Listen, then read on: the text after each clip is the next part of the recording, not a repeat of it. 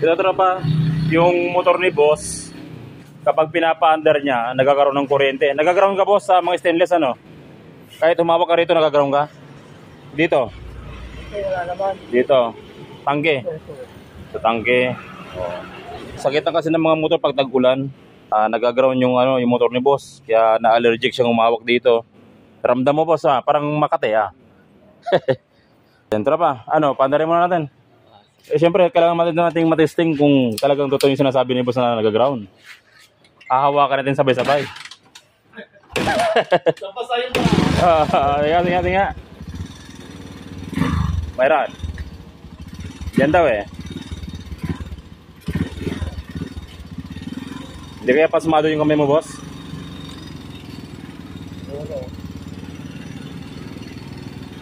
Mayroon, tropa, mayroon. Mayroon, hindi nga. Ay, pag nakapaka. Libre chinelas, insulator lang. Napopobi ako sa kuryente. Mahilig ako kumawak ng kuryente, pero meron. Meron. Hindi, mahina. Mahina. Pero mental.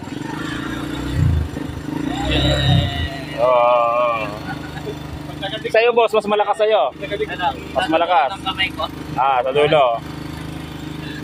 Sige. Yung ganyang problema mga katropa, madalas lumalabas pag tag-ulan. Sa Rusi, sa Motorstar, minsan nagkakaroon ng problema yan, grounded. Yung iba nga mga customer, minsan sa clutch pag malala na, kaya natakot sila mag-clutch. Pag ganyan yung problema mga katropa, isa lang yung pupunta natin dyan, yung mismong ground ng ating motor. Kailangan maglalagay tayo ng ground. Mag-additional tayo ng ground, body ground, tapos ground ng frame, chassis, pag-iisahin natin, tapos ground ng harness. Yun lang yung gagawin natin. Kaya nagkakaroon siya ng ground kasi kapag pinapaandar, nagkakaroon ng ground sa mga body.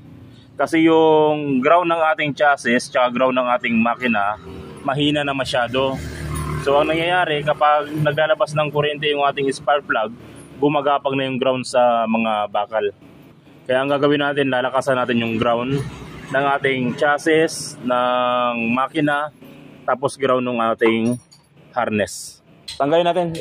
Ano natin yung 135? Kukunin na may-ari yan. 135 ba to? Brutus. Ayan Super stock.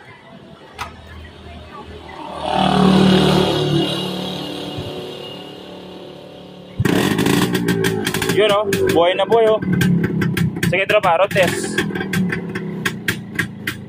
Kung meron kayong mga ganitong motor mga katropa, huwag nyo ibibenta sa junk shop. Pwede pang buhayin. Madaling buhayin itong mga ganito. Mas matibay pa to sa mga modelong motor ngayon. Ganda pa So ito na yung motor ni boss mga katropa Ganyang wiring. Yung battery niya. Boss, yung battery mo bago? Bago yung battery mo. So bago yung kanyang battery. Yung sinasabi ko sa inyo mga katropa, pag nagkakaroon ng ground ng kuryente itong mga bakal ng inyong motor, lalo na sa clutch, nagkakaroon siya ng kuryente kapag nagka-clutch kayo. Ang una nating titignan dito yung ground. Kung tama ba yung ground, malakas ba yung ground ng kanyang body ground tsaka nung kanyang chassis. Dito kung mapapansin nyo rito, nakita ko agad yung problema ni boss.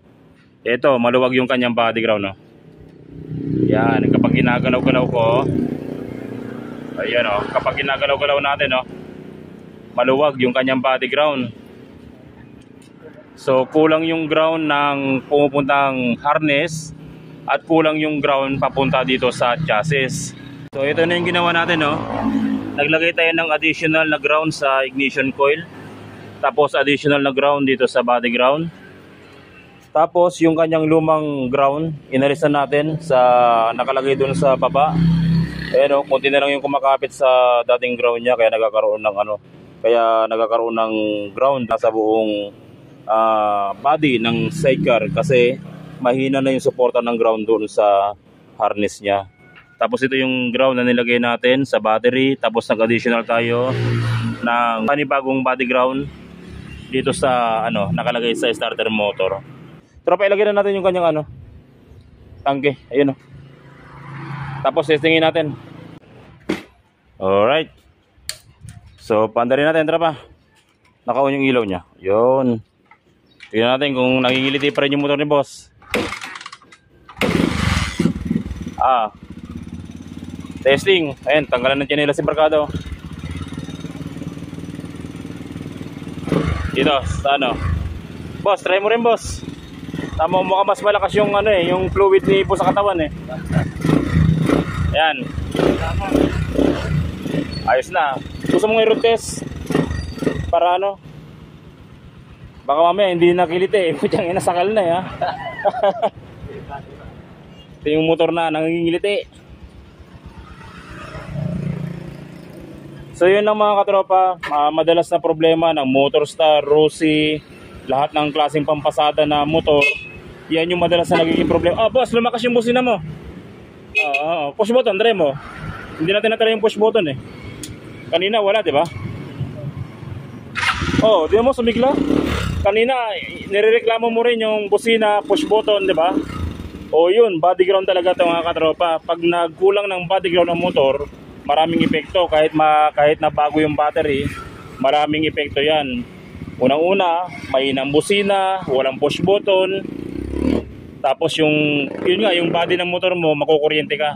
Pati sa clutch, kahit saan ka humawak sa motor mo, kahit saan ka humawak sa body, makukuryente ka. Ngayon, nung nag-add tayo ng body ground, kita mo, lumakas yung busina niya, tapos lumakas yung ground. Ang problema, baka uwi na si boss. Wala, yung labor natin. Yung labor natin. Yan. Sumigla yung kanyang nung naglagay tayo ng body ground. So yun lang, problema ng mga motor, pampasada, Motorstar, Rossi, kahit anong klaseng pampasada, SYM.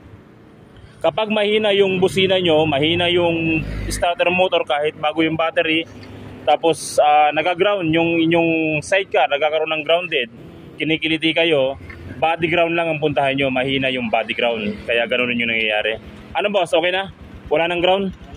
Tapos yung push button mo, lumakas na rin. O kita mo, hindi natin ginawa yung push button mo, ground lang, nadami-dami na lahat yan. So okay na mga katropa, yun lang. Pag gano'n ang problema ng motor nyo, yun lang yung gagawin nyo. Huwag kayong magpapalit ng ignition coil, ng stator, o kung anong wiring. Wala kayong mga gagawin kundi body ground ng chassis, body ground ng makina, at ground ng harness.